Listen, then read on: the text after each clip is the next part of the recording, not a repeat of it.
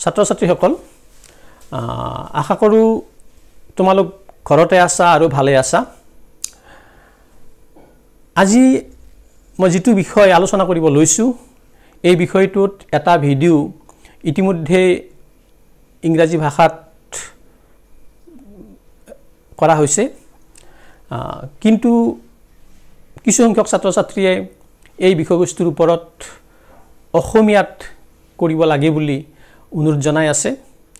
আৰু সেই অনুৰোধৰ প্ৰতি সঁহাৰি জনাই আজিৰ এই বিষয়বস্তুটো অসমীয়াত কৰিম বুলি সিদ্ধান্ত লৈছো ইতিমধ্যে আমি নেগোচিয়েবল ইনস্ট্ৰুমেন্টছৰ বিভিন্ন প্ৰকাৰ তাৰ বৈশিষ্ট্য আলোচনা কৰিছো বিশেষকৈ সেই সম্পৰ্কত বিতংভাৱে আলোচনা কৰা হৈছে ধৰি লোৱা তুমি এজন মানুহক টকা ধাৰলৈ দিছিলা আৰু মানুহজনে টকা ধাৰ মাৰাৰ সময়ত তোমাক এখন চেক দিলে আৰু চেকখন তুমি বেংকত জমা দিলা বেংকে যদি তোমাক টকাটো পৰিশোধ কৰি দিয়ে নগদ টকা দি দিয়ে বা তোমাৰ হিচাপত জমা কৰি দিয়ে তেতিয়ালে সমস্যাৰ সমাধান তাতে হ'ল কিন্তু বেংকে বিভিন্ন কাৰণত তোমাৰ চেকখন অৰ্থাৎ তুমি লোৱা চেকখন অগ্ৰাহ্য কৰিব পাৰে বেংক যিজন মানুহে চেকখন লিখিছে তেওঁ নিজেই বেংকত ক'ব পাৰে যে টকা পৰিশোধ কৰিব নালাগে তেতিয়াও বেংকে টকা পৰিশোধ নকৰিব কিবা কাৰণত চেক লিখোতাজনো ঢুকাই থাকিব পাৰে তেতিয়াও বেংকে টকা পৰিশোধ নকৰিব চেকৰ সহি আৰু বেংকত থকা সহিৰ লগত যদি নিমিলে বা চেকত লিখা টকাৰ পৰিমাণ সংখ্যাৰে লিখা আৰু শব্দৰে লিখাৰ মাজত যদি নিমিলে অমিল হয় তেতিয়াও বেংকে টকা পৰিশোধ নকৰিব কোনো ধৰণৰ যদি তাত হাল হলনি থাকে স্পষ্টভাৱে কোনো হাল হলনি থাকে লিখোতে তেতিয়াও বেংকে চেকৰ টকা পৰিশোধ নকৰিব কিন্তু যদি বেংকে চেকৰ টকা চেকত থকা টকাৰ পৰিমাণ চেক লিখোতাৰ হিচাপত জমা নাই বুলি কৈ চেকখন অগ্ৰাহ্য কৰে তেতিয়াহলে এইটো এটা গুৰুতৰ অপৰাধ কাৰ গুৰুতৰ অপৰাধ চেক লিখোতাজনৰ এটা গুৰুতৰ অপৰাধ গতিকে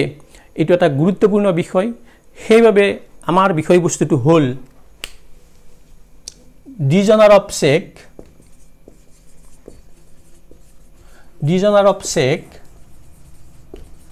ডিউ টু insufficiency of fund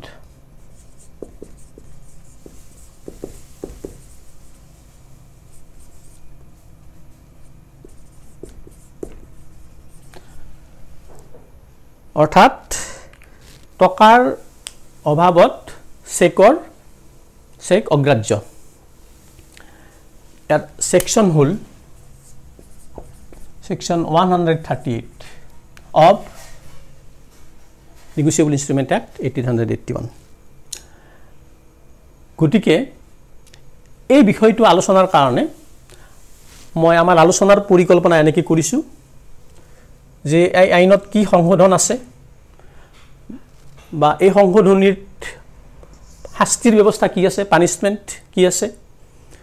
তাৰ পিছত হ'ল এই যেটো সংশোধন কৰিছে বৰ্তমান তাৰ আগতে কি ব্যৱস্থা আছিল প্ৰিভিয়াস প্ৰভিজন আগতে আইনত কি ব্যৱস্থা আছিল আৰু এই যে সংশোধন কৰিছে এমেন্ডমেন্ট তাৰ উদ্দেশ্য কি আছিল আৰু শেষত হ'ল এই যেটো সমস্যা অৰ্থাৎ টকাৰ অভাৱৰ কাৰণে হিচাপত টকা নথকাৰ কাৰণে চেক যদি অগ্ৰাহ্য হয় এই সমস্যাৰ সমাধান আমি কেনেকৈ পাম ৰিমেডি কেনেকৈ পাম গতিকে এইটা ভাগত আমি আলোচনা কৰিম গতিকে এটা আমি আহো এমেন্ডমেন্ট এণ্ড পানিশমেন্ট এই আইনখন সংশোধন কৰিছে 1988 with effect from 1st April 1989 ইমান সনত সংশোধন হৈছে কিন্তু ইয়াৰ ইফেক্ট আহিছে 1/4/1989 এই সংশোধনী মতে এই সেকশনৰ অধীনত যদি এজন মানুহ প্ৰমাণিত হয় যে তেওঁ চেক দিছে কিন্তু তেওঁৰ হিচাপত যথেষ্ট পৰিমাণৰ পইচা নাই সেই চেক সন্মান জনাবৰ কাৰণে বা সেই চেকৰ বিপৰীতে পইচা দিবলৈ তেতিয়াহ'লে তেওঁ দুগুণ পৰিমাণৰ ফাইন তেওঁ দিব লাগিব কথাটো এনেকুৱা ডবল অফ দ্য এমাউণ্ট অৰ্থাৎ চেকত যিমান পইচা টকা লিখা আছে তাৰ দুগুণ ফাইন বা 2 years 2 বছৰ জেল এই দুটাৰ এটা হ'ব পাৰে বা এণ্ড অব্লিক অৰ সৰি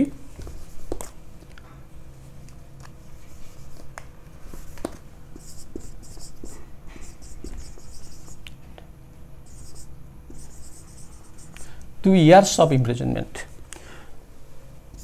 দুগুণ হ'ব পাৰে বা 2 বছৰ জেল হ'ব পাৰে বা দুটা হ'ব পাৰে এই বিষয়টো কোৰ্টে সিদ্ধান্ত ল'ব বিভিন্ন পৰিস্থিতি বিভিন্ন শৰ্তৰ ওপৰত নিৰ্ভৰ কৰি পেলাই এতিয়া কথাটো হ'ল যে এই প্ৰভিজনটো হ'ল 88ত with effect from 1st April 1989 কিন্তু তাৰ আগৰ ব্যৱস্থা কি আছিল অৰ্থাৎ প্ৰিভিয়াছ প্ৰভিজন কি আছিল আগতে নি কেনেকৈ চলি আছিল আগতে এই সমস্যাটোৰ সমাধান কেনেকৈ হৈছিল আগৰ সমাধানটো আছিল under section 415 and 420 of IPC Indian Penal Code 1860 এই আইনৰ অধীনত আনুজনক অৰ্থাৎ যিজনে যথেষ্ট পৰিমাণৰ টকা নথকাকৈ চেক দিছে তেওঁ প্ৰমাণ কৰিব লাগিব কোনে প্ৰমাণ কৰিব যিজনে টকা পাব লগা আছিল পেই বা প্ৰাপকে প্ৰমাণ কৰিব লাগিব যে চেকৰ লিখকে যথেষ্ট পৰিমাণৰ পইচা নথকা সত্ত্বেও টকা নথকা সত্ত্বেও তেওঁ জানি শুনি এই চেকখন লিখিছে এই বিষয়টো যদি প্ৰমাণ কৰিব পাৰে প্ৰাপকে তেতিয়ালে এই সেকশনৰ অধীনত তেওঁৰ শাস্তি হ'ব IPC 1860 ৰ অধীনত আৰু সেকশন হ'ল কেটা গতিকে এতিয়া এই আইনখন বৰ্তমান এই সংশোধনৰ জৰিয়তে এই আইনখন আগতকৈ বহুতখিনি কঠিন কৰা হৈছে এতিয়া প্ৰাপকে কোনো প্ৰমাণ কৰিব নালাগে এওঁৰ উদ্দেশ্য কি আছিল চেক লিখোতাৰ উদ্দেশ্য কি আছিল এইটো কোনো প্ৰমাণ কৰিব নালাগে এতিয়া প্ৰাপকে মাত্ৰ এইটোৱে প্ৰমাণ কৰিব লাগিব এইটোৱে প্ৰমাণিত হ'ব লাগিব যে তেওঁ যিখন চেক দিছে সেই পৰিমাণৰ টকা বেংকত জমা নাই তেতিয়া হলে তেওঁ দুগুণ পৰিমাণৰ জৰিমনা বা 2 বছৰ জেল তেওঁ খাটিব লাগিব বা দুটাই হ'ব পাৰে এই ক্ষেত্ৰত এটা কথা মই স্পষ্ট কৰি ক'ব খুজিছো যে যেতিয়া কোৰ্টৰ অধীনলৈ যাব বিষয়টো কোৰ্টৰ বিচাৰাধীন হ'ব তেতিয়া অকল চেকত থকা টকাটো আদায়ৰ কাৰণে নহয় তেতিয়া তেওঁৰ শাস্তি কি হ'ব তাৰ কাৰণেহে বিচাৰ হ'ব তেওঁ যদি কেছটো ফাইল কৰাৰ পিছত জমা কৰাৰ পিছত পইচাটো ঘূৰাই দিব খোজে এইটো সমাধান নহয় তাত বিচাৰ হ'ব যে তেওঁৰ শাস্তিৰ পৰিমাণ কিমান হ'ব তাৰ কাৰণেহে গতিকে এই সংশোধনীৰ পিছত 1988 ৰ সংশোধনীৰ পিছত হস্তান্তৰযোগ্য জলিল আইন বহুতখিনি কঠিন হৈছে এতিয়া কথাটো হ'ল এই যে সংশোধন কৰিলে এই যে আইনখন আগতকৈ কঠোৰ কৰিলে তাৰ উদ্দেশ্যটো কি অবজেক্টিভ তাৰ উদ্দেশ্যটো কি ভাৰত চৰকাৰৰ উদ্দেশ্য কি আছিল ভাৰত চৰকাৰৰ উদ্দেশ্য আছিল যে চেকক জনপ্ৰিয় কৰা অৰ্থাৎ trustworthy substitute of cash অৰ্থাৎ চেকক বিশ্বাসযোগ্য কৰা চেকখন যাতে সকলোৱে আদৰি ল'ব পাৰে অৰ্থাৎ গোটেই দেশত নগদ টকাৰ সলনি যাতে চেকৰ কিছু প্ৰচলন হয় যাৰ ফলত কম পৰিমাণৰ নগদ টকাৰে দেশখন চলিব পাৰে এই উদ্দেশ্য আগত ৰাখিয়েই এই সংশোধনী কৰিছে ভাৰত চৰকাৰে বা পাৰ্লিয়ামেণ্টে এতিয়া কথাটো হ'ল এই সমস্যাৰ যেটো আছে যে চেকত বেংকত যথেষ্ট পৰিমাণৰ টকা নথকাকৈ কোনোবাই যদি চেক এনেকৈ লিখে তেতিয়াহ'লে সেই সমস্যাৰ পৰা আমি কেনেকৈ সমাধান পাম তাৰ ৰিমেডি কি আছে আমি তাৰ সমাধান পাবলৈ কেইটামান শৰ্ত আমি পূৰণ কৰিব লাগিব অৰ্থাৎ যিজন চেকৰ প্ৰাপক তেওঁ কেইটামান শৰ্ত পূৰণ কৰিব লাগিব সেই শৰ্ত কেইটা হ'ল প্ৰথম শৰ্তটো হ'ল within 3 months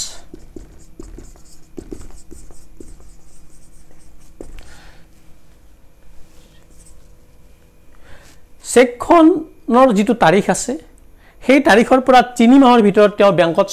চেকখন জমা দি টকা দাবী কৰিব লাগিব এটো প্ৰথম শৰ্ত দ্বিতীয় শৰ্তটো হ'ল যদি বেংকে তেওঁক টকাটো দিয়ে তো সমস্যাৰ সমাধান তাতে হ'ল যদি বেংকে অগ্ৰাহ্য কৰে চেকখন তেতিয়া হলে তেওঁ বেংকৰ পৰা এখন বেংকাৰ স্লিপ ল'ব লাগিব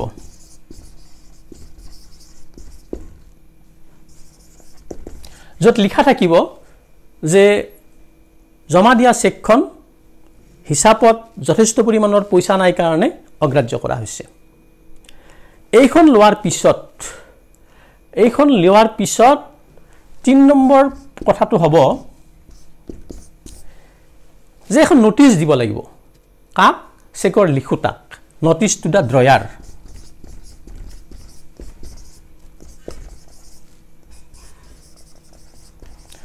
or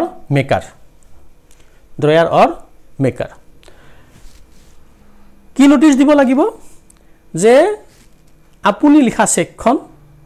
বেংকে অগ্ৰাহ্য কৰিছে এই বুলি যে হিচাপত থাকিব লগা পইচাখিনি বা টকাখিনি নাই তাত সেই নোটিছৰ লগত ইয়াৰে এটা কপি গাঠি দিব লাগিব এই কামটো কৰিব লাগিব 30 দিনৰ ভিতৰত within 30 days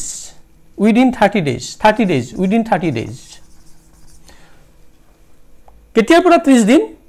এই বেংকাৰ স্লিপখন পোৱাৰ পৰা 30 দিনৰ ভিতৰত প্ৰাপকে এই নোটিছখন দিব লাগিব আৰু এই নোটিছ পোৱাৰ পৰা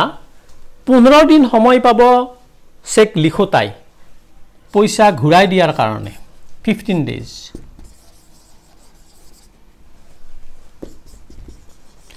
যদি চেক লিখোতাই পইচা ঘূৰাই দিব খোজে নোটিছ পোৱাৰ পিছত তেওঁ 15 দিনৰ ভিতৰত টকা ঘূৰাই দিব লাগিব আৰু যদি নিদিয়ে তেতিয়া হলে পঞ্চম কথাটো আহিব complain submission of complain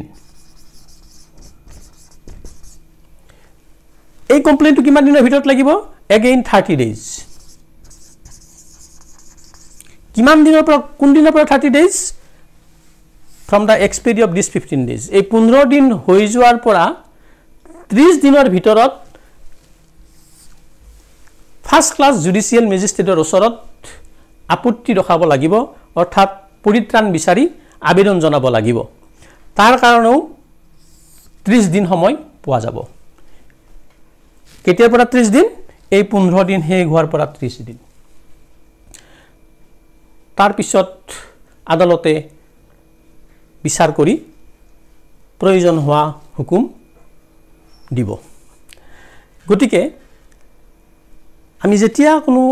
check দিবলৈ যাওঁ বা চেক লিখিবলৈ যাওঁ কাৰোবাক দিবলৈ যাওঁ তেতিয়া সদায় সাৱধান হ'ব লাগে যাতে সেই পৰিমাণৰ টকা বেংকৰ হিচাপত আছে নে নাই যদি হিচাপত যথেষ্ট পৰিমাণৰ টকা থাকিব লগা পইচাখিনি নাথাকাকৈ আমি চেক লিখো তেতিয়ালে আমাৰ বিপদ হ'ব পাৰে গতিকে আমি এই ক্ষেত্ৰত যথেষ্টখিনি সাৱধানতা অৱলম্বন কৰা দৰকাৰ ধন্যবাদ